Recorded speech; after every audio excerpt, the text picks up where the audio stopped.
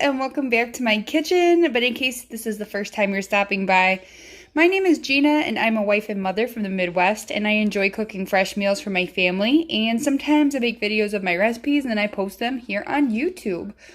Today we're going to be making pasta Primavera, which is a very summery, even though it says Primavera, which means spring.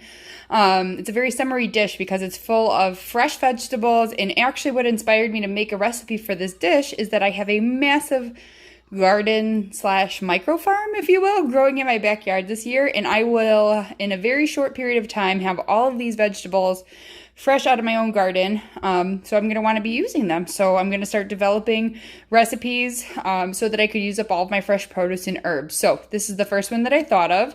So without further ado, let's go ahead and jump into our ingredients.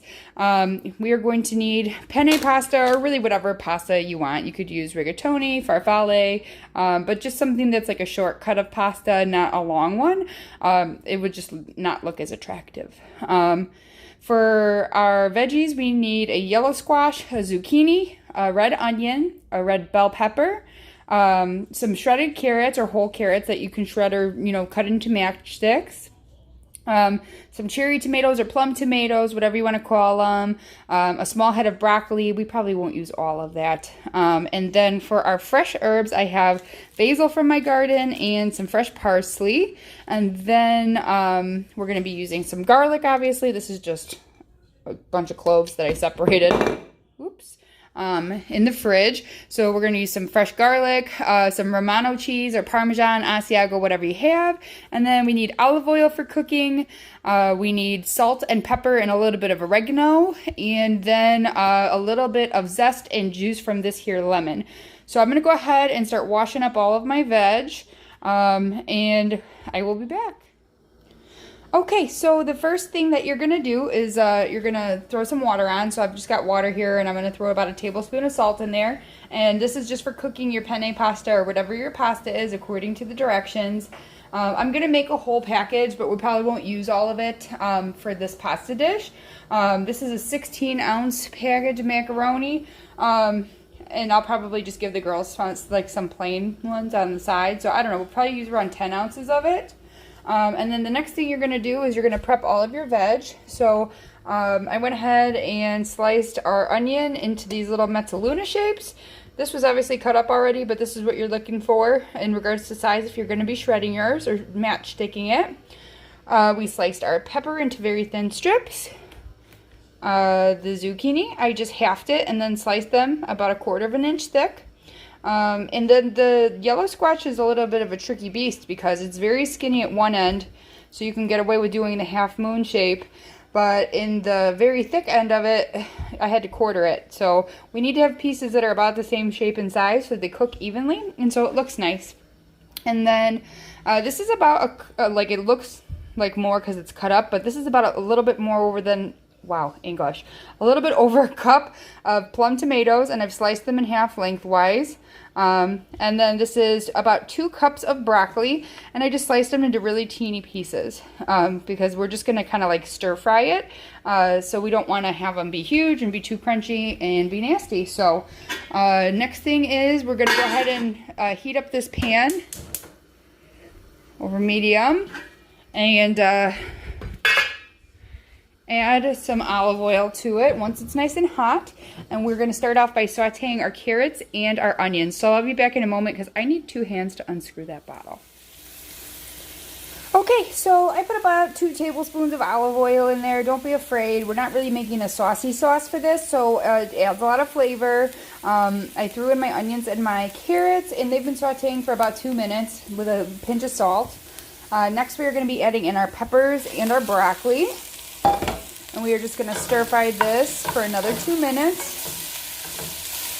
And in the meantime, I'm going to go ahead and mince up 4 cloves of garlic before we add in our zucchini and our yellow squash. This is coming back to a boil, so give it a stir, and then this will cook for 10 minutes before we drain it. And I do want to mention at this point, and I will mention it again, we're going to reserve a half a cup of our pasta water because that's what's going to bring everything together in the end. Okay, so this is what it looks like. Your broccoli is going to start to turn nice and bright green. And we don't really want to overcook the veggies because this is a nice fresh dish. And I like the veggies crisp. I'm going to go ahead and add another swizzle of olive oil to the pan because we're going to be adding a lot more veggies. So we're going to add in our squash and our zucchini now. And then we're going to add a healthy pinch of salt. I'd say probably about 1/2 teaspoon. We're going to go ahead and cook this until all the veggies appear to be soft. So you'll notice when you can start to see where the seeds are inside of the zucchini that it's done. So I'm going to go ahead and add 1/2 teaspoon of black pepper, 1/2 teaspoon of salt to this, and I'll be back in a moment before we add our garlic, our tomatoes, and then start pulling everything together. So easy, guys. Okay, so our veggies are almost done. As you can see, what I mentioned, so like see the seed areas, they're very soft. That means that they're done. And you can actually like see the seeds. So now what we're going to do is, I went ahead and I minced up 4 cloves of garlic, and then I have my parsley and my basil. I did a chiffonade on the basil and just a chop on the parsley. And then I have the tomatoes, so we're going to add in our garlic, our Italian seasoning, which I can't measure with you guys on the phone here. So 1/2 teaspoon of oregano, and then we're going to add in our tomatoes. And we're just going to let this go for another 2 minutes. Sorry guys, my allergies are so bad. I went ahead and I drained off our pasta, and I reserved about a cup of water just in case prior to doing that. And this is getting really hot, this pan, so I should turn it down. And we're about ready to just start finishing this dish up. Alright, I'll be back in just a moment. Let me get this oregano in here. Alright guys, so I have my, pot on medium-low now. I dumped my drained pasta on top. And now I'm just going to shake it in probably about 1/2 cup of, this is Romano cheese. Then we are going to squeeze the juice of a lemon.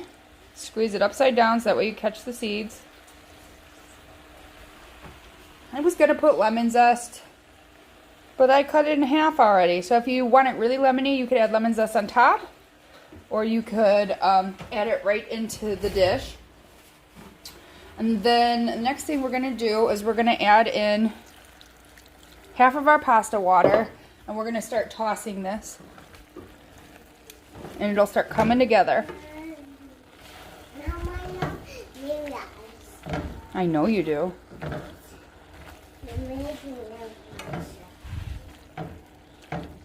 And your cheese will start to melt. Pasta is nice and al dente.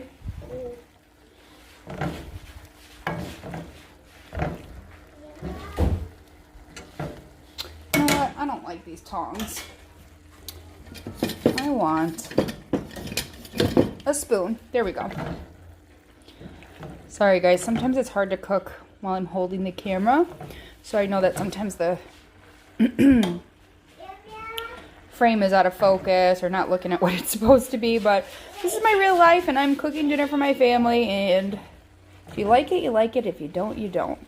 Alright, I turned the heat back up to medium now because we want this to start coming together a little bit more. The cheese isn't melting fast enough and I don't want to overcook these veggies.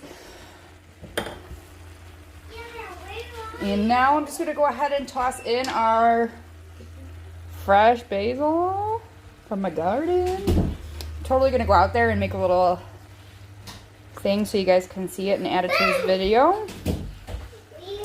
It's huge. I have everything you could possibly imagine in that garden. This smells wonderful. Girls, can you go play? Mama's making a video. Dinner's almost ready. I know you want something. Alright guys, this is basically it. I'm going to go ahead and just keep mixing this a little bit. I'm going to go ahead and finish it off with some more Parmesan cheese on top, of course. Go ahead and get it plated up. Have some crusty bread on the side. And Daniel's working late tonight, so we won't have a taste test from him. But I'm going to give it to the girls. We'll see if they like it, because who wouldn't like this? Fresh and delish. All right, guys, this is our finished product. It looks really delicious, and I'm so excited to eat it. The children threw a fit and didn't want to try it, so they have buttered noodles. Daniel's not home, unfortunately, so it's just me and my cheese. So here we go. I ended up just not making bread because I was tired and I was in the freezer. Topped it with some extra Parmesan cheese. In my opinion, honestly, you could use a little bit more garlic. So if you like garlic, maybe go with 6 cloves of garlic. I really like garlic though, a lot. Oh my gosh, this is so good. I don't know if you guys can see. So the tomatoes burst because they're fresh, and they mix with the cheese and the pasta water and the lemon and the garlic, and they make a very light sauce. Perfect to go with all these fresh veggies. You guys have to make this for sure. Especially if you have a garden. Sorry, it's so gross. I'm talking with my mouth full. Especially if I have a garden, if you have any of these veggies in there. You could totally feel free to substitute, you know, fresh oregano or whatever other herbs you like, or you have it in your garden. Or if you don't have red onions on hand, you could be using like green onions or scallions and throw them in towards the end. You could substitute a whole bunch of different stuff. You could toss green beans in this, snow peas, a whole bunch of different stuff. And I've said different stuff 30 times. So I think it's time for me to go. We had a long day of swimming and Mama is tired. So I hope you enjoyed this video. I'm going to add a clip in right after this, like a little mini tour of my garden. So I'm not going to say goodbye yet, but the girls can wave bye. Bye. Bye. I'll meet you outside, guys. Bye. All right, guys, as promised, for the end of my recipe video, I am showing you my garden. I know I usually only film things inside of the house, but since this recipe was made in order to use all the veggies that are starting to come out of my garden, I thought I would show you what I've got. So here in the front, I have a giant wall of marigolds that are just not bloomed at all yet. They're taking forever. They're literally up to my waist. They're so tall. But here I have yellow squash. These ones here in the middle are called buttercup squash, and they're actually viners, so I put them in the wrong spot. Lots of little pollinators flying around, but these grow large hard-skinned squash, so I think these will probably harvest in the fall. I'm not exactly sure because I just planted them because someone gave me the seeds. Inside here are zucchinis. I don't know if we could see any of them right now because they're kind of hard to spot because they stay really light green while they're still young until they get big. Right now I'm getting mostly yellow squash, to be honest. Nope, we can't see any in there. I think they're on the other side. Yep, there's one. See it? Hiding with the flower on top of it? Probably not. In this section, I have 6 bell peppers, 6 jalapenos, and 6 cayenne pepper plants. I have some tomatillo plants here, which are being super weird. Like they're flowering and then the flowers are falling off. And I know they're being pollinated. But no tomatillo husks are developing, and if I don't get something in the next week or two, I'm going to rip it out and plant corn, because corn is still okay to plant even though it's July. In the middle there I have, I think, 8 cherry tomatoes and 8 beefsteak, and they are just like a jungle. I have pruned them so aggressively and they're just still so huge, and I planted them too close together, but this was my first year having a garden, so I'm pretty proud. Underneath here I have some lemon balm. I've got cilantro, which is bolting because it's so hot, but I let these leaves stay on top of these little plants in here because I'm hoping to harvest off them a little bit more before they bolt. And in case you don't know what that means, it means when cilantro goes to flower, the taste changes and it's just not good. So here's regular basil. I've got some sage there. This is called holy basil, these 2 rows, which is an herb from India, I believe, and it's really good for anxiety, but I like to make it into cold brew teas with the lemon balm, and it's really refreshing and it's just very good. We have chives. I've got tons of carrots, which I also planted way too close together. I've got 2 sad looking Brussels sprouts plants over there. I'm kind of having a problem with all of my brassicas. Brassicas are anything of the cabbage family because I didn't realize you're supposed to plant those late summer, and something is eating them. As you can see, they have big old holes in them, and it sucks. I've got kale back there. These are 8 cauliflower plants, but I don't know if they're going to grow heads or not, or what's going to happen. I've got pole beans, wax beans, and bush beans.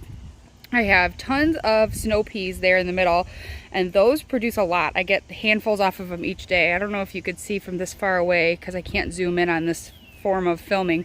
They're pretty darn big. I had tons of beets here in the middle. I harvested most of those, and you'll see in my next video, I show you how to make refrigerator pickled beets. So I'm actually gonna sow a second round of these and take up all this paper and get the weeds out that have grown underneath there. I have a bunch of radishes, which again, I planted too close together. So some of them are cute and some of them are stringy. 3 spinach plants right there.